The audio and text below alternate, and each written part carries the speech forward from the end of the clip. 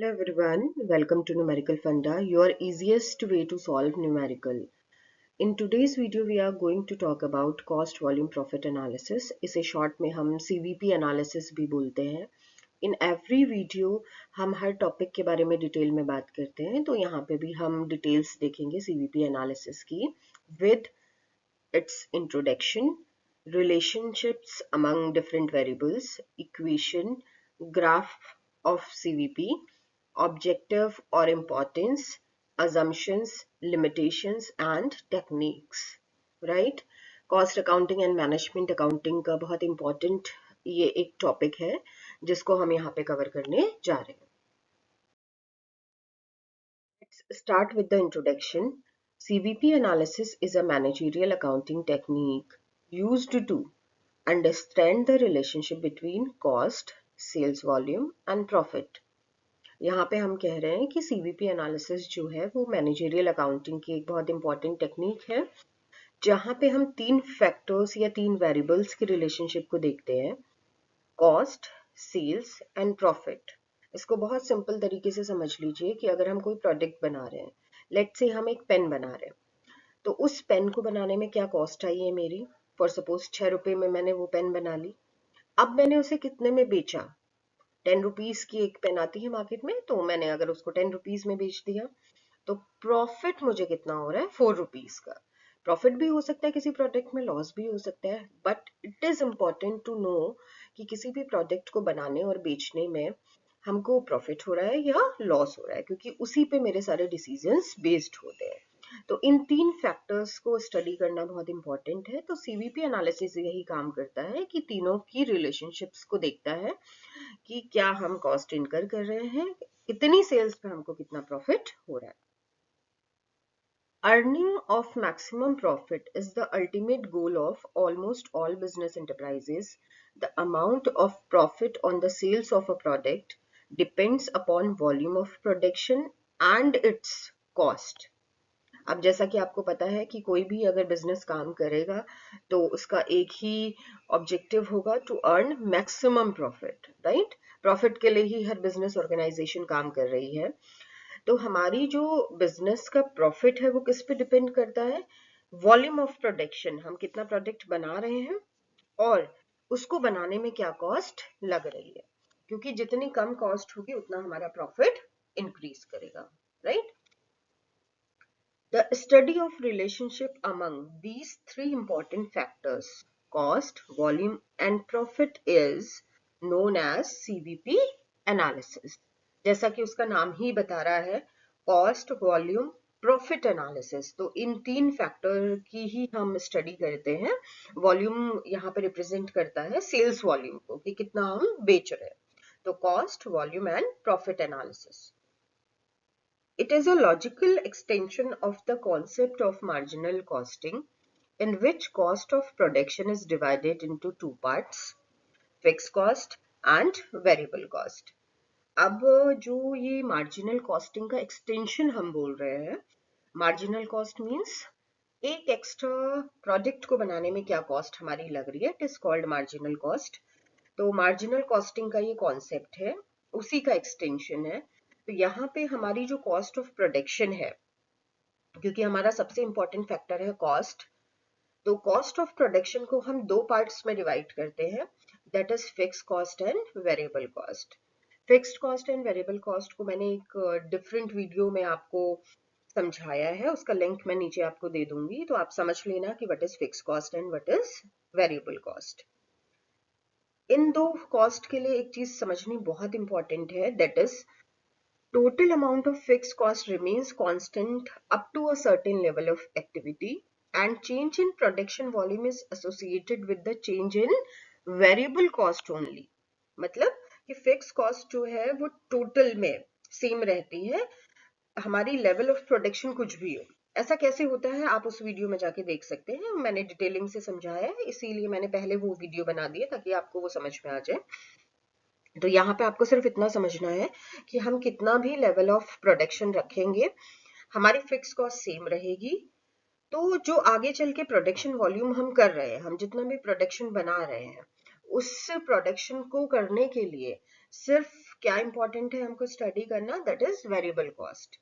It leads to decrease in cost per unit and increase in profit per unit with the increase in volume of production. क्योंकि fix cost जो है वो remain constant रहने वाली है, change नहीं होने वाली. तो जितना भी कॉस्ट हम कम करने की कोशिश करेंगे तो उससे क्या होगा, जितनी कॉस्ट मेरी कम होती चली जाएगी उतना मेरा प्रॉफिट बढ़ता चला जाएगा जैसे जैसे मैं अपना प्रोटेक्शन बढ़ाऊंगी. तो लेकिन इसके लिए जरूर से आप फिक्स कॉस्ट और वेरिएबल कॉस्ट को स्टडी कर लीजिएगा कि what is fix cost and variable cost. बात करते हैं relationship among cost, volume, profit. जैसा कि हमने अभी बात की कि यहाँ पे 3 इंपॉर्टेंट फैक्टर्स होते हैं, कॉस्ट, वॉल्यूम एंड प्रॉफिट. अब इस पे आप कंफ्यूज मत होइएगा कि वॉल्यूम ऑफ प्रोडक्शन लिखा है या वॉल्यूम ऑफ सेल्स लिखा है. हम जितना बनाएंगे उतना बेचेंगे, that is very simple, right. तो हम बस रिलेशनशिप को जानने के लिए मैंने यहाँ पे वॉल्यूम ऑफ प्रोडक्शन लिख दिया है. तो पहली जो इम्पोर्टेंट रिलेशनशिप है वो है negative relationship between volume of production and cost of production. Negative relationship का मतलब होता है इनवर्स रिलेशनशिप, एक इंक्रीज कर रहा है तो दूसरा डिक्रीज कर रहा है, राइट. तो यहाँ पे हम किस चीज की बात कर रहे हैं, अगर हमने जो है अपना वॉल्यूम ऑफ प्रोडक्शन इंक्रीज किया, बढ़ाया, तो वहां पे चांसेस हैं कि मेरी कॉस्ट पर यूनिट जो है वो कम हो जाएगी. तो इन दोनों के बीच में, volume of production and cost per unit के बीच में कौन सा रिलेशनशिप है, नेगेटिव. अगर वॉल्यूम बढ़ा रहे हैं तो कॉस्ट पर यूनिट कम हो रही है. Second relationship, negative relationship between cost of production and amount of profit. अब इसमें क्या चीज हम बोलेंगे कि हमारा जो कॉस्ट ऑफ प्रोडक्शन है अगर वो कम हो रहा है, कॉस्ट ऑफ प्रोडक्शन हमारी कम हो रही है, कॉस्ट कम हो रही है, तो उससे क्या होगा, ऑब्वियसली जो मेरा प्रॉफिट मार्जिन है वो बढ़ेगा. जितनी कॉस्ट हम कम लगाएंगे उतना ही प्रॉफिट मुझे ज्यादा होगा. तीसरा relationship, positive relationship between volume of production and amount of profit. अब यहाँ पे पॉजिटिव है, मींस एक के इंक्रीज होने से दूसरा भी इंक्रीज हो रहा है. तो इसका मतलब कि जितना जितना अमाउंट ऑफ प्रॉफिट इंक्रीज हो रहा है उसके साथ साथ वॉल्यूम भी इंक्रीज हो रहा है. या हम इसको वाइस वर्सा बोल सकते हैं कि जितना ज्यादा प्रोडक्ट हम बनाएंगे उतना प्रोडक्ट बनाने से मेरी कॉस्ट कम हो रही थी, और कॉस्ट कम हो रही थी इसका मतलब जो है वो मेरा प्रॉफिट इंक्रीज कर रहा है. तो दोनों के बीच में कैसा रिलेशनशिप है, पॉजिटिव रिलेशनशिप है. तो ये जानना जरूरी है कि ये अगर कॉस्ट कम लग रही है, हम वॉल्यूम को बढ़ा रहे हैं, तो मेरा प्रॉफिट क्या है वो अल्टीमेटली इंक्रीज कर जाएगा, राइट. अब हम मैथमेटिकल इक्वेशन की बात कर लेते हैं कि अगर हम इक्वेशन फॉर्म में पीवीपी एनालिसिस को रिप्रेजेंट करें तो उसका फॉर्मूला क्या होगा, उसका फॉर्मूला होगा profit equals to selling price per unit minus variable cost per unit. क्योंकि वेरिएबल कॉस्ट जो है वो पर यूनिट सेम रहती है तो इस यहाँ पे हमने वेरिएबल कॉस्ट पर यूनिट लिया है, मल्टीप्लाइड बाय सेल्स वॉल्यूम. तो ये अल्टीमेटली क्या निकल आया, हमने सेलिंग प्राइस पर यूनिट में से वेरिएबल कॉस्ट माइनस कर दी और उसको सेल्स वॉल्यूम से मल्टीप्लाई कर दिया. तो in short it is a contribution. वो आपको बाद की वीडियोस में पता चलेगा, पर फिलहाल के लिए आप फॉर्मूला याद कर लीजिए, माइनस टोटल फिक्स कॉस्ट. तो इस तरीके से हम निकाल लेते हैं कि हमारा प्रॉफिट कितना आएगा. फिर हम बात करते हैं graphical representation of these relationships. अब इस ग्राफ को समझने की कोशिश करिए. हमने एक्स एक्सिस पे दिया है production in units and Y axis पे दिया हुआ है अमाउंट. ये जो ग्राफ है मैंने iedunode.com से लिया हुआ है, तो वो मैंने दिखाया हुआ है कि मैंने ये ग्राफ कहाँ से लिया है. बस आप इसको समझ लीजिए कि किस तरीके से ये रिप्रेजेंट होता है. आप देखिए सबसे पहले ये जो एक्स एक्सिस पे लाइन दिख रही है जो कांस्टेंट दिख रही है, ये लाइन किसकी है, टोटल फिक्स कॉस्ट की. क्योंकि total fix cost in total हमेशा सेम रहती है up to a certain level of production. तो यहाँ पे ये बिल्कुल सीधी लाइन गई हुई है क्योंकि फिक्स कॉस्ट सेम रह रही है.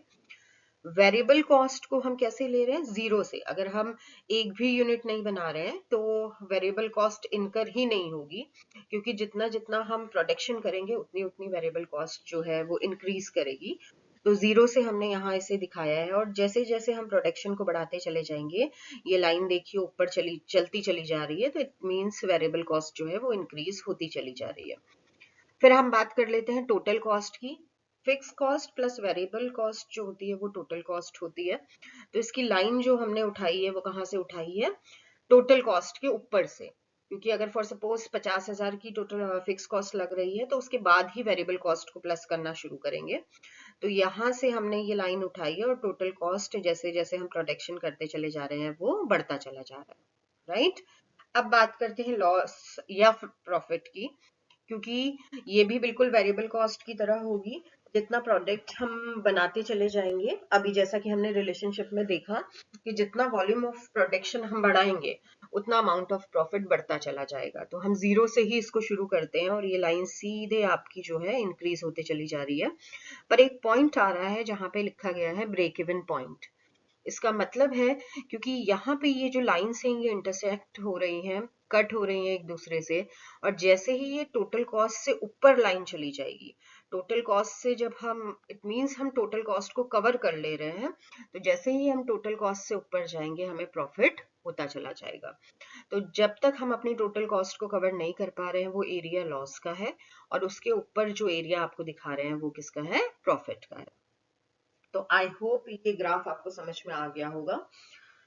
हम यहाँ पे जो कॉस्ट को डिवाइड कर रहे हैं वो दो चीजों में कर रहे हैं। हमने लास्ट स्लाइड में इसको देखा था कि कॉस्ट को हम दो चीजों में डिवाइड कर रहे हैं, fixed cost and variable cost. इसीलिए कॉस्ट को दो तरीके से यहाँ पे दिखाया गया है, और कंपैरिजन किया गया है कि हम जो सेल्स कर रहे हैं वो टोटल कॉस्ट को इंटरसेक्ट अगर कर गई, फॉर सपोज अगर मैंने 4 रुपए लगाए और 4 रुपए मैंने कवर कर लिए, तो उसी के बाद से मैं क्या कर रही हूँ? प्रॉफिट की तरफ चलती चली जा रही हूँ।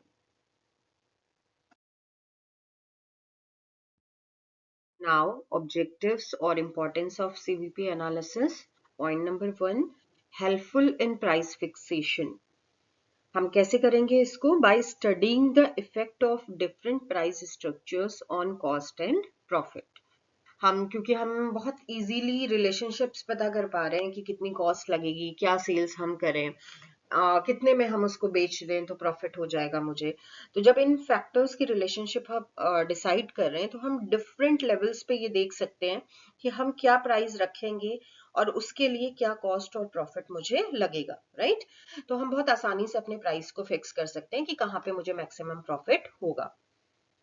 Then determination of break even point. अभी लास्ट ग्राफ में हमने देखा कि जहां पे इंटरसेक्ट हो रही है हमारी total cost with total sales, एक ऐसा पॉइंट जहां पे हमें प्रॉफिट या लॉस नहीं हो रहा है। तो एटलीस्ट कोई भी बिजनेस कोशिश करता है कि मुझे अगर प्रॉफिट नहीं हो रहा है तो मुझे लॉस भी ना हो। तो उस पॉइंट को हम कह रहे हैं ब्रेक इवन पॉइंट। तो जब मुझे टोटल सेल्स अपनी पता है या टोटल कॉस्ट मुझे पता चल गई है, तो दोनों के बेस पे मैं ये निकाल सकती हूँ कि मेरा ब्रेक इवन पॉइंट क्या है, कितने में हम सामान को बेचें कि मुझे प्रॉफिट या लॉस ना हो। Setting up flexible budget. Flexible budgets which indicate that what trend of amount of sales and cost of production at different levels of activity will be. It means flexible budget का मतलब होता है कि different level of activities में, for suppose 2000 unit हम cell कर रहे हैं तो क्या कॉस्ट आ रही है, 5000 कर रहे हैं तो क्या कॉस्ट आ रही है। तो हम अगर यूनिट्स में चेंज कर रहे हैं तो उसका बजट भी चेंज हो जाएगा। तो यहाँ पे मुझे तीनों चीजें बहुत आसानी से पता चल जा रही है। मेरी कॉस्ट क्या है, क्या वॉल्यूम ऑफ प्रोडक्शन है, या क्या प्रॉफिट मुझे हो रहा है। तो उससे बहुत आसान हो जाता है एक फ्लेक्सिबल बजट सेट करना कि हम कितनी यूनिट प्रोड्यूस करेंगे और उसमें कितनी कॉस्ट या कितना बजट आएगा। Then profit planning.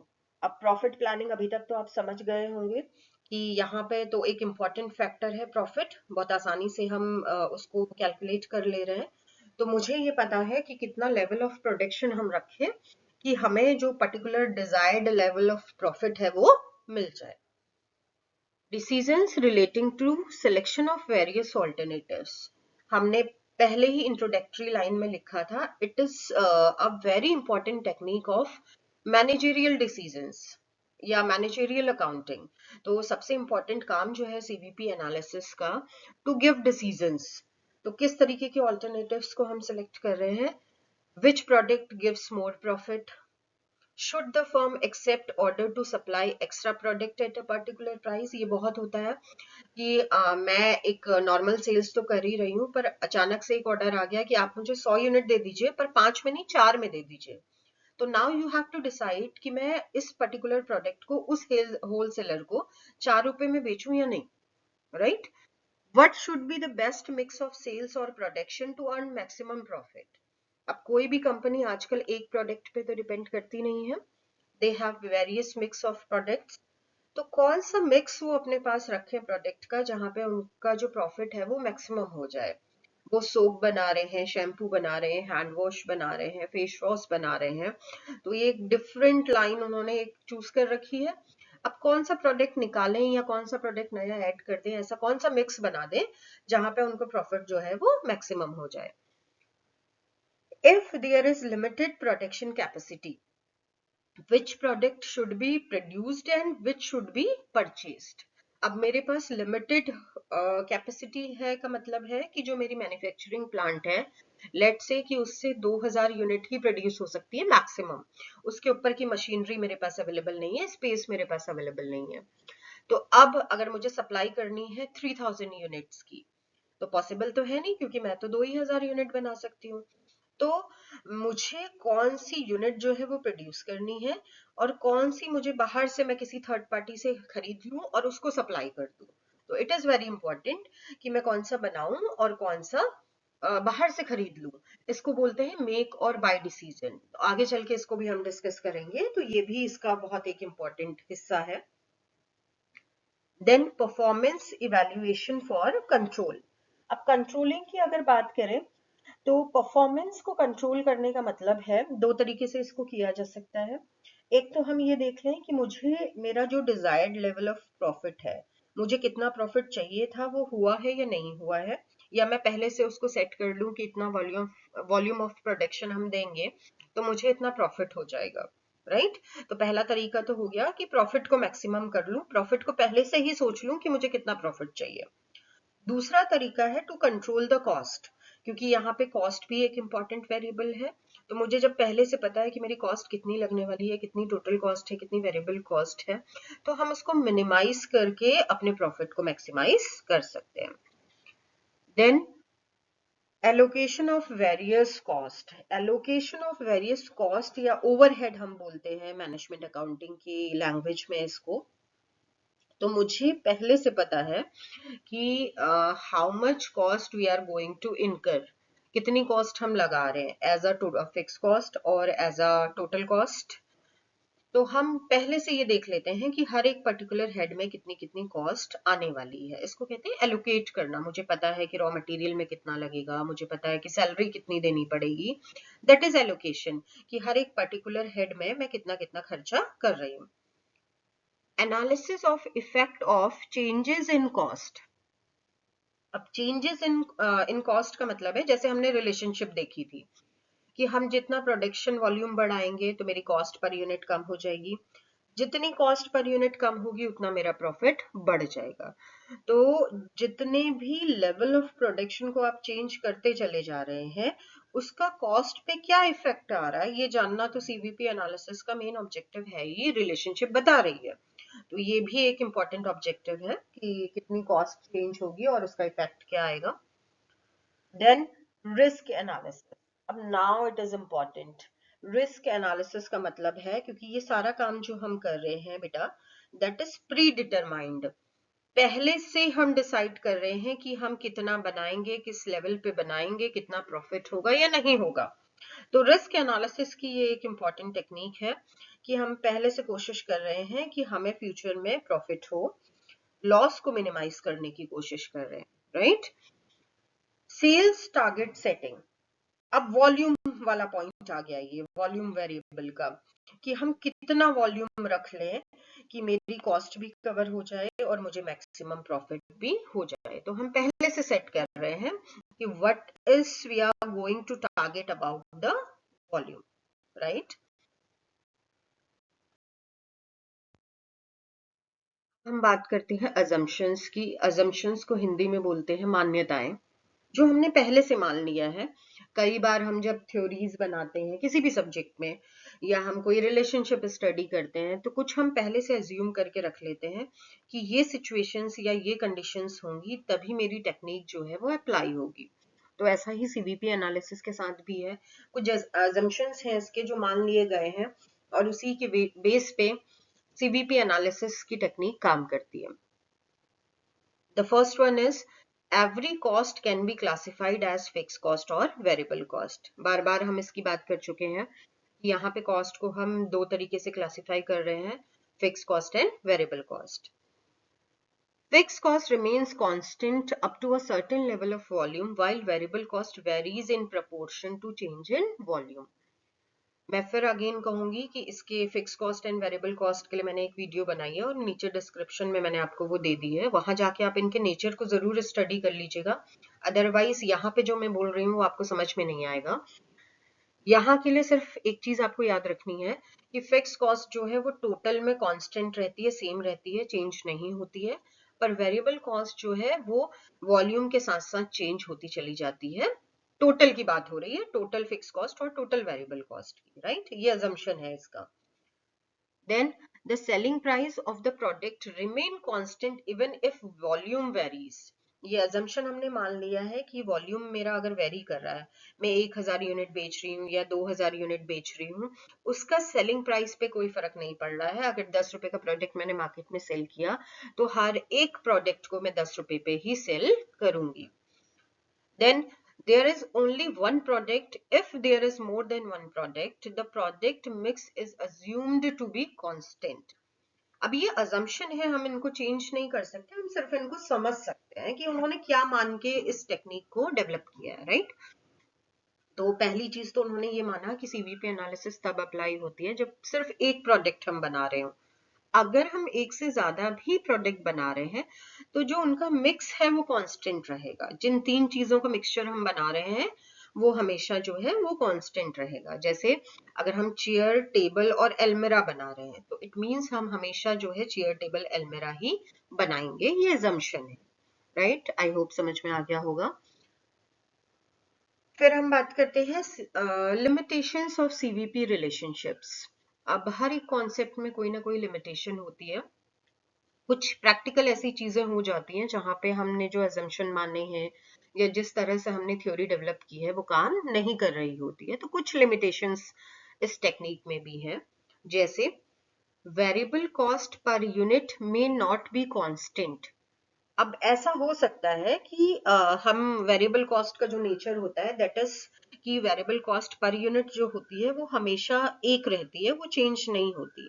जैसे हम एग्जांपल ले लें रॉ मटेरियल का, कि अगर एक रॉ मटेरियल 2 रुपए में आ रहा है तो वो 2 ही रुपए में आएगा, राइट? तो ऐसा हमने एक वेरिएबल कॉस्ट का नेचर समझा है।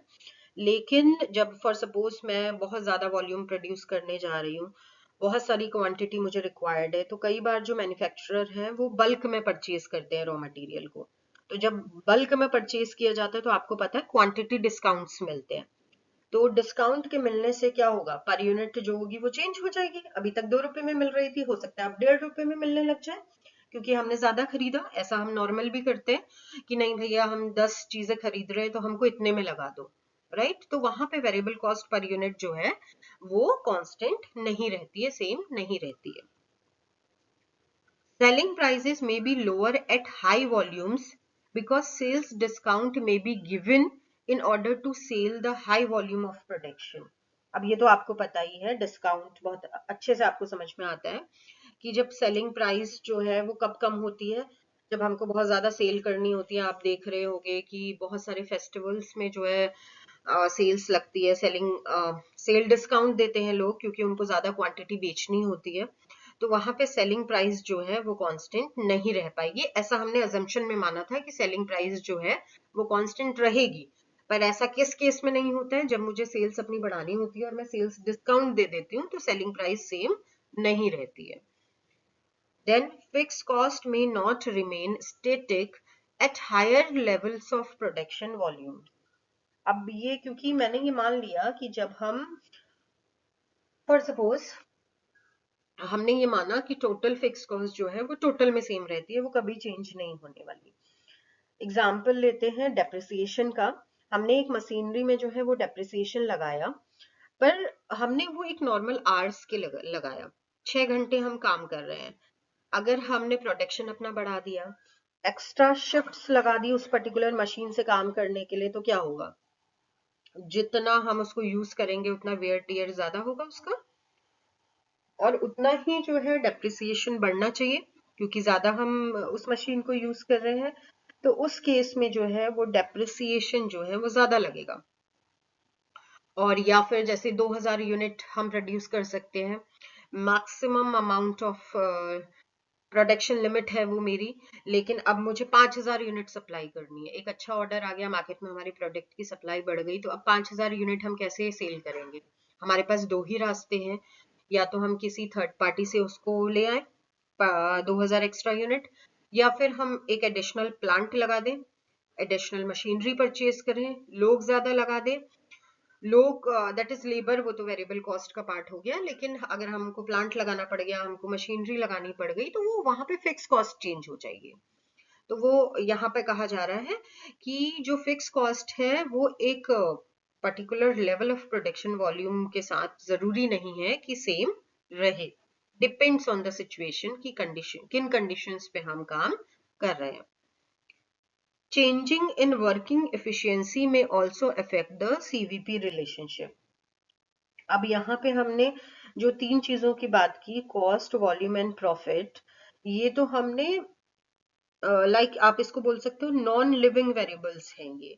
हमने एक सिंपल सी रिलेशनशिप स्टडी कर ली कि इतनी कॉस्ट लगाएंगे या इतना वॉल्यूम प्रोड्यूस करेंगे तो इतना प्रॉफिट होगा, पर हमारे पास ह्यूमन पावर है, हम जिनसे काम करा रहे हैं उनकी इफिशियंसी पे डिपेंड करता है कि कितना तेज प्रोडक्शन हो जाएगा।